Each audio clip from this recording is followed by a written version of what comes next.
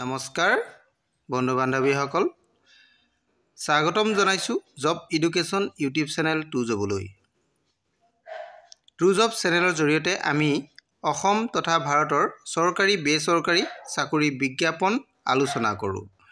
আজিও ঠিক তেনেধৰণে এটা বিশেষ বিজ্ঞাপনৰ বিষয়ে আলোচনা কৰিম। গতিকে বন্ধু বান্ধৱীসকল ভিডিঅ'টো শেষলৈকে চাব। আমি এই ভিডিঅ'ৰ জৰিয়তে কোন বিভাগত নিযুক্তি হ'ব, কিমানটা খালী পদ আছে, বয়স কিমান হ'ব লাগিব আৰু শিক্ষাগত অৰ্হতা কিমান লাগিব, আবেদনৰ অন্তিম তাৰিখ, দৰমহা কিমান হ'ব, এই সকলোবোৰ জানিবলৈ আপোনালোকে ভিডিঅ'টো শেষলৈকে চাব। যদি আপোনালোক মোৰ চেনেলত প্ৰথমবাৰলৈ আহিছে তেনেহ'লে চেনেলটো ছাবস্ক্ৰাইব কৰি দিব।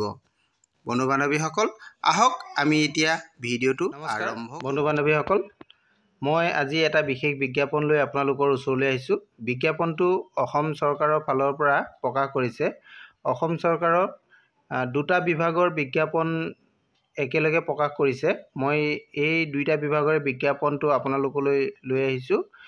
আজি যিটো বিজ্ঞাপন আনিছোঁ সেই বিজ্ঞাপনটো প্ৰথম যিটো পদ আছে, পদকেইটা আপোনালোকে চাই লওক। পদকেইটা হ'ল প্ৰথম যিটো পদ সেই পদটো হৈছে junior legislative council under secretary to the government of Assam legislative department. এইটো প্ৰথম পদটো লেজিছলেটিভ ডিপাৰ্টমেণ্টৰ পৰা আহিছে। লেজিছলেটিভ অৰ্থাৎ বিধানসভাৰ পৰা এই পদটো আহিছে। এইটো জুনিয়ৰ লেজিছলেটিভ লাগে আৰু ইয়াৰে এটা পদ আছে, আপোনালোকে নিশ্চয় দেখা পাইছে ইয়াৰে এটা পদ হয়।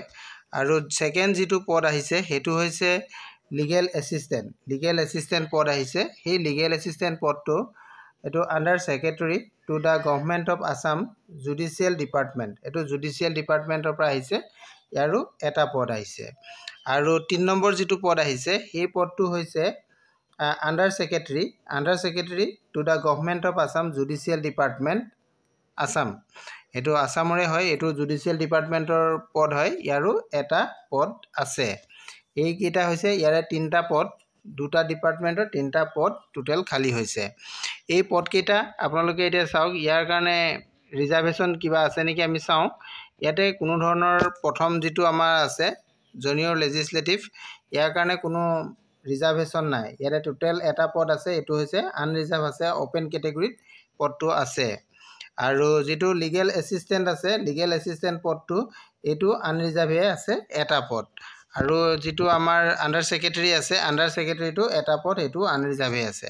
গতিকে সকলো ধৰণৰ ল'ৰা ছোৱালীয়ে ইয়াতে এপ্লাই কৰিব পাৰিব। ইয়াতে কোনো কেটেগৰী ৱাইজত ভাগ কৰি নাই।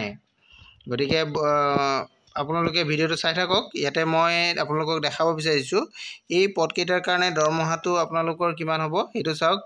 এইটো আপোনালোকৰ দৰমহাটো pay scale plus grade pay হ'ব প্লাছ আদাৰ এলাউন্সেছ, এই তিনিওটা থাকিব।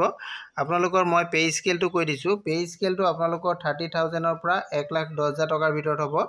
আৰু যিটো গ্ৰেড পে হ'ব, গ্ৰেড পে'টো 12,700 টকা হ'ব। আৰু ইয়াৰে পে' বেণ্ডটো আপোনালোকৰ 4 হ'ব।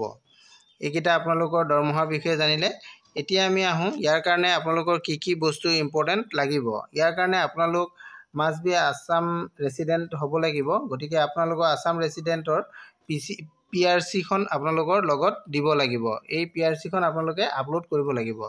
আৰু আপোনালোকৰ আমাৰ আছামৰ এমপ্লয়মেণ্ট এক্সচেঞ্জ ৰেজিষ্ট্ৰেশ্যন নাম্বাৰ আপোনালোকৰ লাগিব, এইটো আপোনালোকে ডকুমেণ্টছ আপলোড কৰিব লাগিব। আৰু যদি কোনোবা আমাৰ আছাম ষ্টেট গভৰ্ণমেণ্টৰ আণ্ডাৰৰ এমপ্লয়ী হয় তেওঁলোকে NOC দিব লাগিব। আৰু সেই NOCখনো আপোনালোকে আপলোড কৰিব লাগিব। আৰু এতিয়া এডুকেশ্যনেল কোৱালিফিকেশ্যনৰ বিষয়ে আহোঁ। এডুকেশ্যনেল কোৱালিফিকেশ্যনটো আপোনালোকে চাওক, ইয়াতে কেইবাটাও কোৱালিফিকেশ্যনত আপোনালোকে এই পদৰ কাৰণে এপ্লাই কৰিব পাৰিব। এইটো এডুকেশ্যনেল কোৱালিফিকেশ্যন। ইয়াতে কৈছে যে a candidate must be in advocate enrolled under the advocate act 1961 who has been practicing as such of at least 3 years, অৰ্থাৎ 3 বছৰ আপোনালোকে এডভকেটৰ 1961 এক্টৰ আণ্ডাৰত ট্ৰেইনিং কৰা, প্ৰেক্টিচ কৰা হ'ব লাগিব, এডভকেট হ'ব লাগিব। তেতিয়া আপোনালোকে এই পদকেইটাৰ কাৰণে এপ্লাই কৰিব পাৰিব। আৰু আদাৰ কোৱালিফিকেশ্যন আছে এইকেইটা আপোনালোকে চাই ল'ব। যদি আপোনালোকে এইকেইটাটো হয় তেনেহ'লেও আপোনালোকে এপ্লাই কৰিব পাৰিব।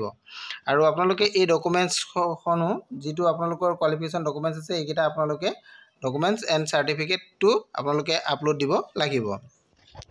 আৰু ইয়াতে আপোনালোকৰ বয়সৰ কথাটো আহিলোঁ আমি। বয়সটো আপোনালোকৰ 21 বছৰৰ পৰা 38 বছৰ হ'ব লাগিব 1/1/2024 তেতিয়া আপোনালোকে এই পদকেইটাৰ কাৰণে এপ্লাই কৰিব পাৰিব।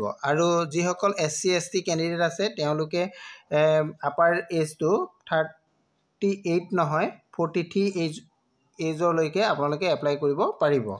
ইয়াৰ কাৰণে আপোনালোকক 5 বছৰ ৰিলেক্সেশ্যন দিয়া হৈছে। আৰু OBC আৰু MOBC কেণ্ডিডেটসকলৰ কাৰণে 41 ইয়াৰ্ছলৈকে দিয়া হৈছে, তেওঁলোকৰ 3 বছৰ আপাৰ এজৰ ৰিলেক্সেশ্যন দিয়া হৈছে। ঠিক তেনেধৰণে আৰু আছে। আৰু PWBD যিসকল কেণ্ডিডেট আছে তেওঁলোকৰ কাৰণে 10 বছৰ আপাৰ এজৰ ৰিলেক্সেশ্যন দিছে এইটো। আৰু আমি চাওঁ আৰু কি বস্তু আপোনালোকৰ মেইন ইম্পৰ্টেণ্ট হয় সেইকেইটা বস্তু আপোনালোকৰ বিশেষ লাগিব। ইয়াৰ কাৰণে আপোনালোকে বয়সৰ সীমাৰ কাৰণে আপোনালোকে ক্লাছ 10ৰ চাৰ্টিফিকেট বা মাৰ্কশ্বিট নহয় চাৰ্টিফিকেট আৰু এডমিট আপোনালোকে শ্ব' কৰিব পাৰে, নহ'লে বাৰ্থ চাৰ্টিফিকেট আপোনালোকে দিব পাৰে। আৰু লগতে আপোনালোকৰ এডুকেশ্যনেল কোৱালিফিকেশ্যনৰ চাৰ্টিফিকেট, হাই ছেকেণ্ডেৰী, মেট্ৰিক, পাছৰ চাৰ্টিফিকেট, মাৰ্কশ্বিট লগত আপোনালোকে দিব লাগিব। আৰু ডেট অফ বাৰ্থৰ কাৰণে আপোনালোকে এইটো দিবই লাগিব। আৰু আপোনালোকৰ যদি PWBD কেণ্ডিডেটসকলে তেওঁলোকৰ যি চাৰ্টিফিকেট আছে সেই চাৰ্টিফিকেটটো আপলোড কৰিব লাগিব। আৰু আছে আমাৰ জানিবলগীয়া বিষয়ত আমাৰ যি আছে মই এইকেইটা আপোনালোকক কৈ দিছোঁ। ইয়াতে আপোনালোকৰ যিহেতু এই পদকেইটাৰ কাৰণে অনলাইন আবেদন কৰিব লাগিব। অনলাইন আবেদন আপোনালোকৰ 6 জুনৰ পৰা আৰম্ভ হ'ব। 6 জুন 2024 পৰা আৰম্ভ হ'ব। এতিয়ালৈ আৰম্ভ হোৱা নাই, গতিকে আপোনালোকে সকলোখিনি বস্তু ৰেডি কৰি অনলাইন আবেদনটো ভাল ধৰণে কৰিব পাৰিব। গতিকে বন্ধু বান্ধৱীসকল ইয়াৰ লাষ্ট ডেটটো আপোনালোকৰ দিয়া হৈছে। অনলাইন কৰা লাষ্ট ডেটটো হৈছে 5 জুলাই 2024, অৰ্থাৎ আপোনালোকৰ জুলাই মাহলৈকে আছে। গতিকে আপোনালোকে খৰধৰ নকৰিলেও হ'ব, বস্তুবোৰ ৰেডি কৰক লাহে লাহে, তেতিয়া ভাল ধৰণে আপোনালোকে কৰিব যাতে আপোনালোকৰ কোনো ধৰণৰ ভুল ত্ৰুটি ৰৈ নাযায়। আৰু আপোনালোকৰ যিটো অনলাইন এটা পে'মেণ্ট কৰিব লাগিব, ইয়াৰ এপ্লিকেশ্যন এটা ফিজ থাকিব, সেই ফিজটো আপোনালোকে 7 জুলাইলৈকে দিব পাৰিব। এইকেইটা হ'ল। আৰু এতিয়া আমি ফিজটো কিমান দিব লাগিব আমি ফিজটোৰ বিষয়ে চাওঁ। ফিজটো যিসকল জেনেৰেল কেণ্ডিডেট হয়, জেনেৰেল কেণ্ডিডেটসকলে তেওঁলোকে 297.20 টকা পে'মেণ্ট কৰিব লাগিব। আৰু যিসকল SC ST OBC আৰু MOBC কেণ্ডিডেট হয় তেওঁলোকে 197.20 টকা পে'মেণ্ট কৰিব লাগিব। আৰু যিসকল BPL হোল্ডাৰ হয় তেওঁলোকে 47.20 টকা পে'মেণ্ট কৰিব লাগিব। আৰু যিসকল PWBD কেণ্ডিডেট আছে তেওঁলোক 47.20 টকা পে'মেণ্ট কৰিব লাগিব। এইখিনি হৈছে আমাৰ পে'মেণ্টৰ ওপৰত কথা। যিসকল জেনেৰেল কেণ্ডিডেট তেওঁলোকে 297.20 আৰু SC ST OBC আৰু MOBC সকলে 197.20 আৰু BPL হোল্ডাৰসকলে 47.20 আৰু PWBD কেণ্ডিডেটসকলে 47.20 টকা পে'মেণ্ট কৰিব লাগিব। এই পে'মেণ্টটো আপোনালোকে 7 জুলাইৰ ভিতৰত কৰিব লাগিব। এইখিনি ইয়াৰ আপডেট আছিলে। আৰু আপোনালোকে এপ্লাই কেনেধৰণে কৰিব, ইয়াতে এপ্লাই কৰা প্ৰচেছটো সম্পূৰ্ণৰূপে দিয়া আছে। আপোনালোকে চাব বিজ্ঞাপনটোৰ লগত সকলোখিনি ভাল ধৰণে দিয়া আছে। প্ৰথমতে আপোনালোকে অফিচিয়েল ৱেবছাইটত যাব লাগিব, তাতে গৈ আপোনালোকে ৰেজিষ্টাৰ কৰিব লাগিব। যদি ৰেজিষ্ট্ৰেশ্যন কৰা আছে তেনেহ'লে আপোনালোকে ৰেজিষ্ট্ৰেশ্যনটো অ'পেন কৰি ডাইৰেক্ট ফৰ্ম ফিল আপ কৰিব পাৰিব। আৰু ইয়াতে আপোনালোকৰ ডকুমেণ্টছবিলাক কি চাইজত দিব লাগিব, কিমান চাইজত আপোনালোকে দিব লাগিব, এইখিনি কথা আপোনালোকৰ 5 নম্বৰ অপশ্যনটোত দিয়া আছে। আপোনালোকে এইখিনি চাই ল'ব, তেতিয়া সকলোখিনি ভাল ধৰণে জানিব পাৰিব। এতিয়া আমি আহোঁ আমাৰ এই বিজ্ঞাপনটো প্ৰকাশ ক'ৰ পৰা কৰিছে। আপোনালোকে ইয়াৰ অফিচিয়েল ৱেবছাইটটো এইটো চাওক, ইয়াতে অফিচিয়েল ৱেবছাইটটো দিয়া আছে। এইটো অফিচিয়েল ৱেবছাইটটো। এই অফিচিয়েল ৱেবছাইটটোৰ পৰা আপোনালোকে গ'লে বিজ্ঞাপনটো পাই যাব। যিহেতু বিজ্ঞাপনটো APSC ফালৰ পৰা প্ৰকাশ কৰিছে, আপোনালোকক মই দেখাই দিছোঁ। এইটো বিজ্ঞাপনটো চাওক, বিজ্ঞাপনটো অসম লোকসেৱা আয়োগৰ পৰা প্ৰকাশ কৰা হৈছে। গতিকে আপোনালোকে এই বিজ্ঞাপনটো পাবৰ কাৰণে অসম লোকসেৱা আয়োগৰ অফিচিয়েল ৱেবছাইটত আপোনালোকে যাব, apscrecruitment.in এই অফিচিয়েল ৱেবছাইটত গ'লে বিজ্ঞাপনটো পাব আৰু সবিশেষ আপোনালোকে ইয়াৰ বিষয়ে জানিব পাৰিব। Thank U.